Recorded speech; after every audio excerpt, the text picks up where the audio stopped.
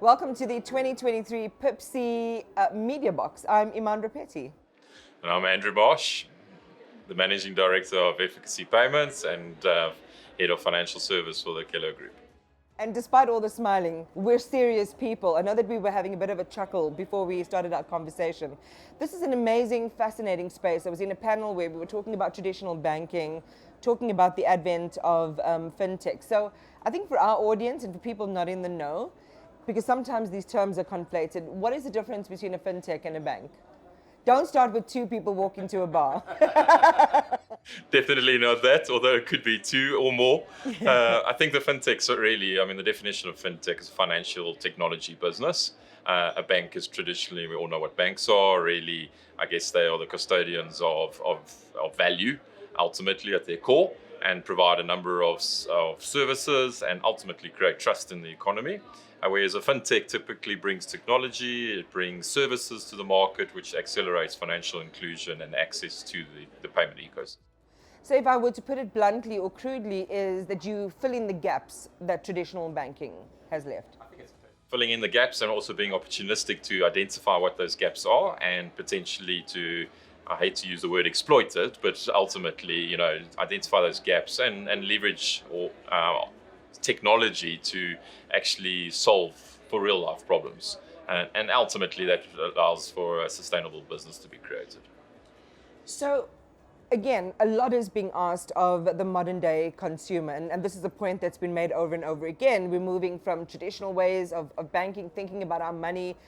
Trust is a big word. It's come up very often in various discussions here at this conference. How do you get people to buy in not only to new technologies, but companies they've never even heard of before, when their parents and their great-grandparents have been banking with one banking institution for many years? I think the advent of social media has played a huge role in terms of just access to information. You're getting now very decisive consumerism taking place where people can go now and research and basically check out your credentials across a variety of platforms. And that helps to create the trust. Typically, the trust is always going to remain in the banking space, and that's probably the strongest area of trust.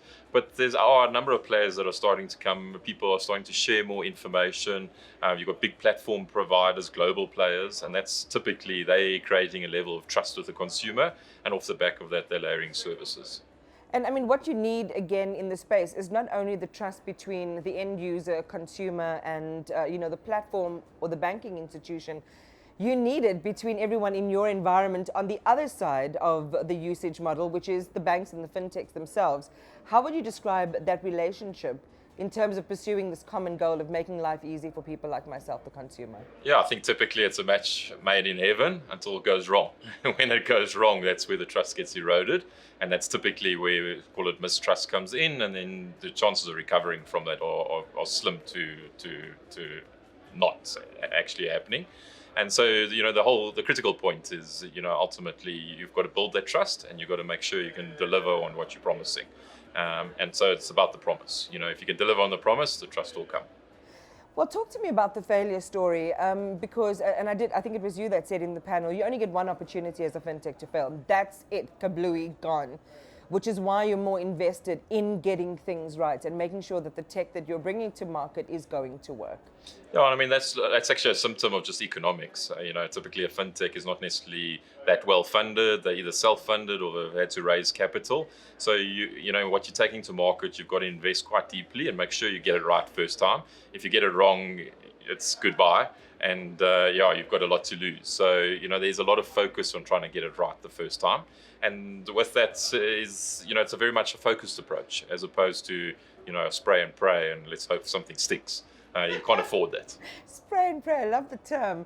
Well, clients will always benefit from the creative collaboration or the successful collaboration of fintechs and your brick and mortar sort of banking institutions. Even though they have digitized some of their payments or they're playing in that space, we become the winners when those gaps are filled. What would you say has been the biggest win for consumers in that collaborative creative space? Yeah, I think some of the biggest wins at the moment are just access to your bank and your financial institution. Traditionally, you used to always have to go to the bank branch, even if you wanted to deposit money, if you wanted to withdraw money, deposit a check. Back in the day, your life revolved around a bank branch. But I don't know when last you were in a bank branch. But I can tell you honestly, I don't think I've been in a bank branch for the last 6, 7, 8 years. I can do my typical banking needs. I can do in either online or in the digital environment, or in a retailer, and that's, I think, revolutionized access. You've now got a whole presence of neobanks coming into play, and they don't put down ATMs. They don't put down bank branches. They're literally leveraging off the internet and leveraging off the retailer footprint that's out there for access. And they're scaling, and they're doing extremely well of a very low cost model. And because of that, they can actually extend banking services down into the majority and the mass market, which is where your financial inclusion comes into play. I had someone quip, fintechs get things done faster. Of course, the consumer wants that.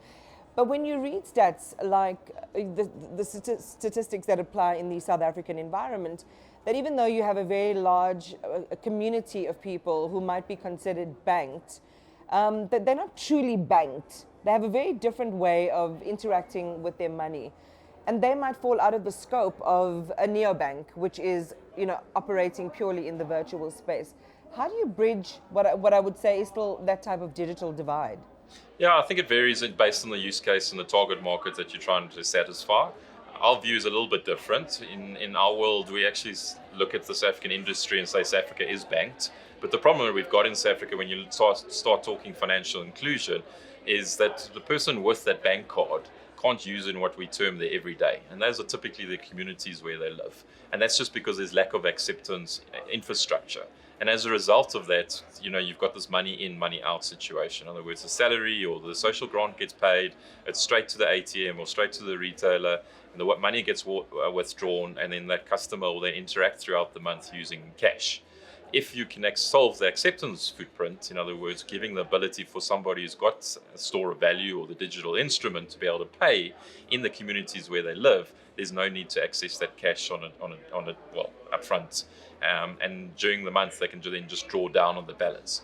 And that has a whole lot of positive implications, not just to the economy, but to the individual, because they can start building up credit records, they can earn interest, their money is safer in the bank than being cash, which, especially with our social economic problems and crime, unfortunately, these people are soft targets to the criminal elements in the communities where they live.